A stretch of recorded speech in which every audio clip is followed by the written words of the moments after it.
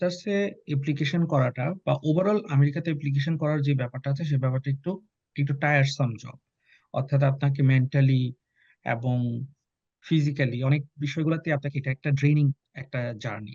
এই জার্নিতে আসতে হলে আপনার মেন্টাল স্ট্রেংথ খুব ভালো থাকতে হবে, কারণ হচ্ছে যে এই জার্নির বিভিন্ন পর্যায়ে এসে আপনাকে এমন এমন সিচুয়েশন ফেস করতে হবে, কিছু আপস এন্ড ডাউনস ফেস করতে হবে, যেখানে আপনার কনফিডেন্স এবং আপনার ইচ্ছা শক্তিটাকে ভালোভাবে যদি আপনি ধরে রাখতে না পারেন, তাহলে দেখা গেছে কি মাঝপথে এসে অনেকেই হচ্ছে এটাকে ছেড়ে দেয়, এই জার্নিটাকে ছেড়ে দেয়।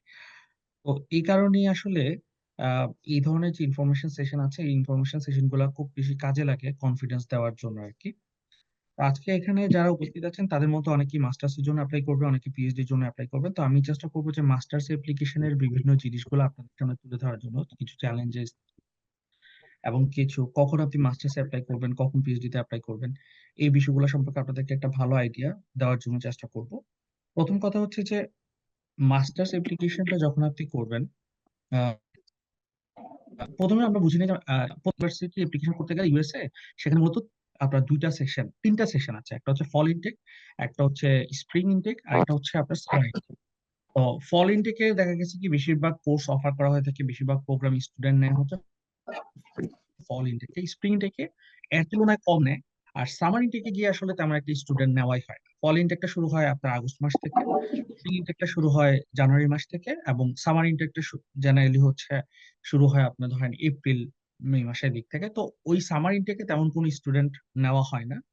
ফল ইনটেকে বেশিরভাগ স্টুডেন্ট নেওয়া হয়, এবং তখন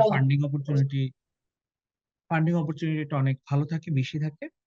স্প্রিং ইনটেকে দেখা গেছে কি ফান্ডিং অপরচুনিটি একটু কম থাকে, এবং ধরেন 60-70% প্রোগ্রামে তখন ভর্তি দেওয়া হয়, 40% প্রোগ্রাম তখন আর ভর্তি নেয় না। তো আমাদের দেশে বেশিরভাগ লোকেরাই হচ্ছে ফল ইনটেকটাকে টার্গেট করে। ফল ইনটেকটাকে টার্গেট করার কারণ হচ্ছে বেশিরভাগ প্রোগ্রাম থাকা এবং হচ্ছে ফান্ডিং অপরচুনিটিটাও বেশি থাকা।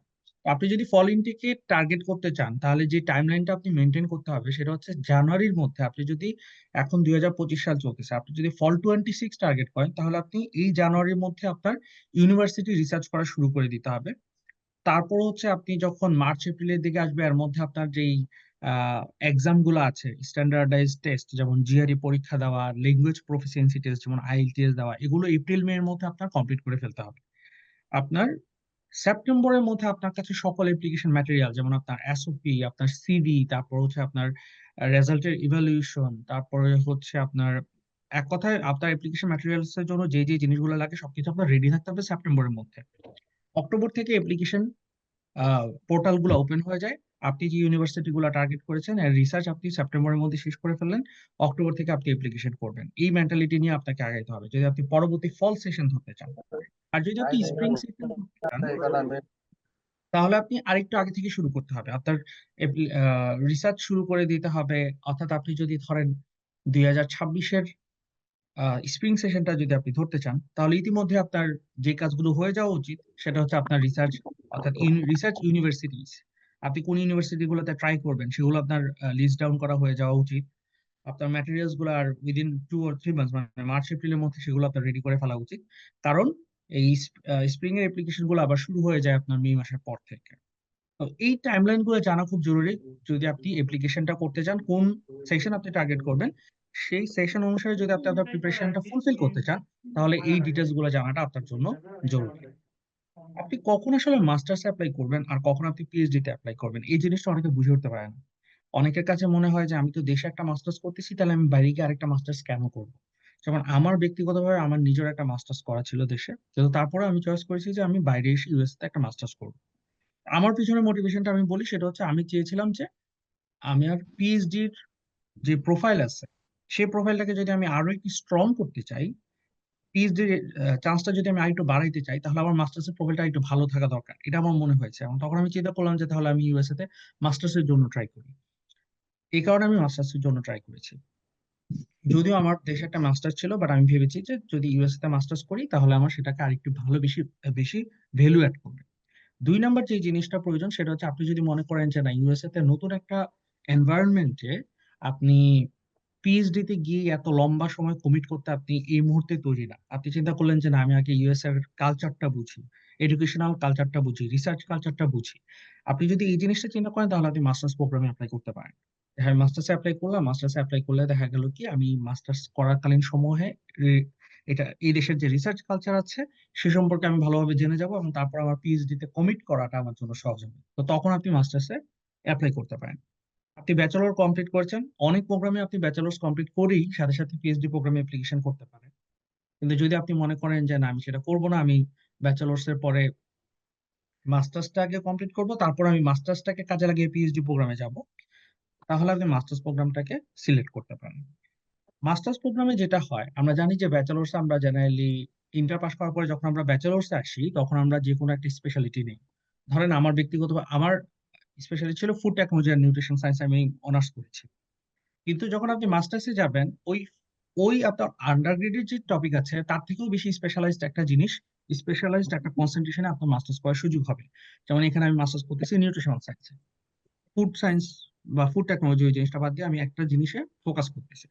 আর পিএইচডি তে গিয়ে হয় কি আপনি নির্দিষ্ট একটা টপিকে, ইভেন নিউট্রিশন সায়েন্সের মধ্যেও একটা নির্দিষ্ট টপিক নিয়ে আপনি 5টা বছর ধরে গবেষণা করবেন। তাহলে এখন দেখেন, যদি আপনি মনে করেন যে না আমার এই যে বেস, আমার ফোকাসটা ফোকাস। আমি এখনো ঠিক করতে পারি নাই, তখন আপনি মাস্টার্সটাকে সিলেক্ট করতে পারেন যে হ্যাঁ আমার আন্ডারগ্রেডের পরে এখন আমার ফোকাসটা ঠিক হয় না, আমি একটা নির্দিষ্ট ফোকাস ঠিক করে, নির্দিষ্ট একটা কনসেন্ট্রেশন ঠিক করে আমি মাস্টার্সটা করব, তারপর সেটার এক্সপিরিয়েন্সকে কাজে লাগিয়ে আমি পিএইচডি করব, তখন আপনি মাস্টার্স সিলেক্ট করতে পারেন। মাস্টার্স প্রোগ্রামে জেনারেলি কোর্স ওয়ার্ক থাকে, আমাদের দেশে যেরকম মাস্টার্স ওইরকমই। জেনারেলি 2 বছরের একটা ডিউরেশন থাকে, এই 2 বছরের মধ্যে আপনি মাস্টার্স ডিগ্রি নিতে পারবেন। আপনার কোর্স ওয়ার্ক থাকবে, একটা ক্যাপস্টোন প্রজেক্ট থাকবে। ক্যাপস্টোন প্রজেক্ট হচ্ছে আইদার আপনার নন থিসিস প্রজেক্ট ওয়ার্ক অথবা থিসিস ওয়ার্ক। সব মাস্টার্সই এক ধরনের থিসিস ওয়ার্ক অথবা একটা প্রজেক্ট ওয়ার্ক আপনাকে করতে হয়। জেনারেলি এই মাস্টার্স এর খরচটা জেনারেলি $30,000 থেকে, আমেরিকাতে $30,000 থেকে $1,20,000 পর্যন্ত 2 বছরে আপনার খরচ হবে। মানে অর্থাৎ 2 বছরের মাস্টার্স প্রোগ্রাম খুবই এক্সপেন্সিভ একটা প্রোগ্রাম। তারপরে যে জিনিসটা দরকার সেটা হচ্ছে যে আপনি মাস্টার্স করলে আপনি কোথায় গিয়ে কি করবেন, আপনার কেরিয়ার প্রসপেক্টটা কেমন হবে। আপনি দেখবেন যে মাস্টার্স করার পরে আপনি বিভিন্ন ধরনের ইন্ডাস্ট্রি জব গুলাতে আপনার ইয়ের সাথে রিলেভেন্ট, অর্থাৎ আপনার যে সাবজেক্ট আপনি পড়াশোনা করেছেন সেটার সাথে রিলেভেন্ট ইন্ডাস্ট্রি গুলোতে আপনি সহজে চাকরি পেয়ে যাবেন। আর পিএইচডি করলে জেনারেলি দেখা যায় কি মানুষ রিসার্চ এন্ড ডেভেলপমেন্ট R&D এর ক্ষেত্রে বেশি প্রসপেক্ট করে। আপনি দেখা গেছে কি আপনার স্যালারি, একটা ব্যাচেলর করার পরে আপনি চাকরিতে ঢুকলে যে পরিমাণ স্যালারি পাওয়া যায়, একটা রিসার্চে দেখা গেছে কি মাস্টার্স করার পরে যদি আপনি সেই চাকরিগুলোতে ঢুকেন আপনার 18% মোর স্যালারি আপনি পাওয়ার সম্ভাবনা থাকে, প্রোগ্রেসটাও ওই রকম হয়। বেশিরভাগ জবই দেখা যায় কি এখন আমেরিকাতে বলেন বা বাংলাদেশে বলেন, যে বেশিরভাগ জবে কিন্তু এখন অনার্স এর পরিবর্তে মাস্টার্সটাকে একটু বেশি প্রায়োরিটি দেওয়া হচ্ছে। এবং আপনার কেরিয়ার গ্রোথটাও, যদি আপনি শুধু অনার্স করে একটা চাকরিতে ঢুকেন সেই তুলনায় মাস্টার্স করে চাকরিতে ঢুকলে আপনার কেরিয়ার গ্রোথটাও ভালো হবে। তো এই হচ্ছে আপনি কেন মাস্টার্স চয়েস করবেন এই বিষয়টা। আপনি যদি আমেরিকাতে মাস্টার্সে ট্রাই করতে যান, একটা জিনিস অবশ্যই আপনার মাথায় রাখতে হবে, সেটা হচ্ছে যে মাস্টার্সে এদিকে ফান্ডিং পাওয়াটা খুবই খুবই একটা টাফ কাজ।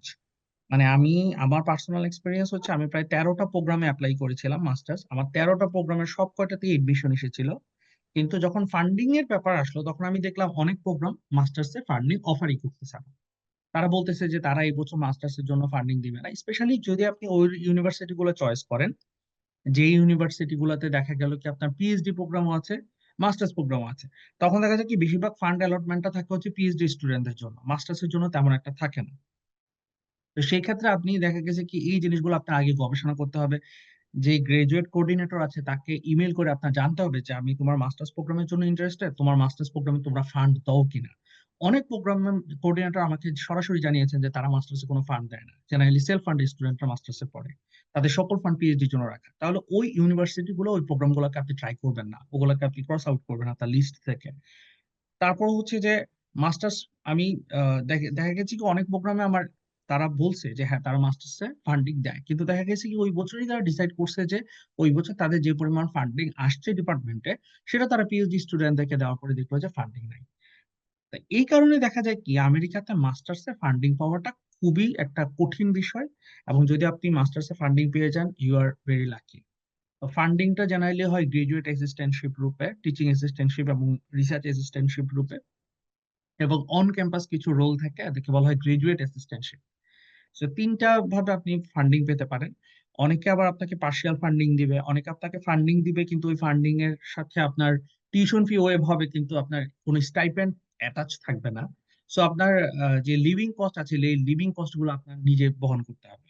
তো আপনি যখন ডিসিশন নেবেন যে আপনি মাস্টার্স অ্যাপ্লাই করবেন নাকি পিএইচডি তে অ্যাপ্লাই করবেন, তখন অবশ্যই আপনার এই ফান্ডিং এর যে লিমিটেশন আছে, এই জিনিসটা মাথায় রেখে ডিসিশন নিতে হবে যে আমি যখন মাস্টার্সে অ্যাপ্লাই করব তখন আমার ফান্ডিং ক্যাপাসিটিটা কম থাকবে, ফান্ডিং পাওয়ার সম্ভাবনাটা কম থাকবে। সো আপনি আগেই ইউনিভার্সিটি গুলার গ্রাজুয়েট কোঅর্ডিনেটরদেরকে মেইল করবেন, জিজ্ঞেস করবেন যে তারা মাস্টার্স লেভেলে ফান্ডিং দেয় কিনা, দিলে এই বছরে দেওয়ার সম্ভাবনা কতটুকু আছে। তারপরে আপনি হচ্ছে আপনার অ্যাপ্লিকেশন লিস্টটা করবেন যে আপনি কোন কোন ইউনিভার্সিটিতে অ্যাপ্লিকেশন করবেন। তো মোটামুটি এই ছিল মাস্টার্স এর সাথে রিলেটেড বিষয়গুলা। তো মাস্টার্স এর জন্য বা যে কোনো ভাবেই যখন আপনি ইউএসএ অ্যাপ্লিকেশন করতে চাইবেন, তখন কিছু প্রিপারেশনের ব্যাপার স্যাপার আছে। আপনার ট্রান্সক্রিপ্ট ইভ্যালুয়েশন করাইতে হবে, আপনার আইএলটিএস জিআরই টেস্ট দিতে হবে। আমি এখানে শুধু একটা জিনিস অ্যাড করে আমার বক্তব্য শেষ করব, সেটা হচ্ছে যে আইএলটিএস তো আসলে অবশ্যই লাগবে। আইএলটিএস বা ল্যাঙ্গুয়েজ প্রফিসিয়েন্সি টেস্ট, টোয়েফেল, এগুলো দেওয়া ছাড়া আপনি এখানে কোনোভাবেই আহ আসতে পারবেন না। সো আইএলটিএস ছাড়া বিদেশে আসা যায় কিনা এই প্রশ্ন এখানে অবান্তর। কিন্তু যে জিনিসটা নিয়ে আমরা প্রায় সময় কনফিউজ থাকি, সেটা হচ্ছে জিআরই পরীক্ষা দিতে হবে কিনা, জিআরই রিলেভেন্সটা কি। আমি আপনাকে এটা বলে হচ্ছে আমার বক্তব্য শেষ করব এবং শাহজাল ভাইয়ের কাছে ছেড়ে দিব। সেটা হচ্ছে যে জিআরই দিবেন কি দিবেন না, এই ডিসিশন আপনি নেবেন আপনার প্রোফাইলের উপর ভিত্তি করে। আপনি যদি মনে করেন আপনার প্রোফাইলে বা আপনার সিভিতে এনাফ গুড় আছে, এনাফ মিষ্টি আছে, তাহলে আপনার সেখানে মিষ্টিটা অ্যাড করার আর দরকার নাই। এখানে আমেরিকাতে বেশিরভাগ ইউনিভার্সিটিতে আস্তে আস্তে হচ্ছে জিআরইটাকে ওয়েব করে দিচ্ছে, ওয়েব করে দিচ্ছে যে জিআরই আমরা কনসিডারই করব না। আবার অনেকে বলতেছে জিআরই নট রিকোয়ার্ড। এই যে জিআরই নট রিকোয়ার্ড, এটা খুবই ট্রিকি ওয়ার্ড একটা, মানে হচ্ছে জিআরই আমরা চাচ্ছি না, কিন্তু তার মানে এই না যে তুমি যদি জিআরই নিয়ে আসো তাহলে আমি সেটাকে কনসিডার করবো না। জিআরই নট রিকোয়ার্ড মানে হচ্ছে তুমি জিআরই ছাড়াও আমার প্রোগ্রামে অ্যাপ্লাই করতে পারবা, কিন্তু যদি তোমার জিআরই থাকে তখন আমি সেটাকে কনসিডার করবো। আর কিছু কিছু ইউনিভার্সিটি আছে সরাসরি বলে দেয় নট রিকোয়ার্ড, নট রিভিউ, মানে জিআরই আমরা দেখবো না, ফিরেও তাকাবো না জিআরই থেকে। তো আপনি যখন দেখবেন যে আপনার জিআরই আছে এবং একটা ভালো স্কোর আছে, আপনি তখন চিন্তা করবেন তাহলে আমি ওই ইউনিভার্সিটি গুলোকে টার্গেট করি যারা জিআরই রিকোয়ার্ড অথবা অ্যাটলিস্ট জিআরইটাকে চেক করে। তাহলে আপনি ওই ইউনিভার্সিটি গুলোকে আপনার সিলেকশনে রাখবেন। আর যদি আপনি মনে করেন যে না, আমার প্রোফাইল ভালো, আমার রিসার্চ প্রোফাইল ভালো, সবকিছু ভালো, আমি জিআরই দিতে ইচ্ছুক না, তখন আপনি জিআরই দিয়েন না। আপনার রেজাল্ট ভালো আছে, আপনার রিসার্চ প্রোফাইল ভালো আছে, আপনি এমন ইউনিভার্সিটি সিলেক্ট করেন যে ইউনিভার্সিটি গুলোতে GRE not required, not reviewed, মানে টোটালি বাদ দিয়ে দিছে এমন জিনিস।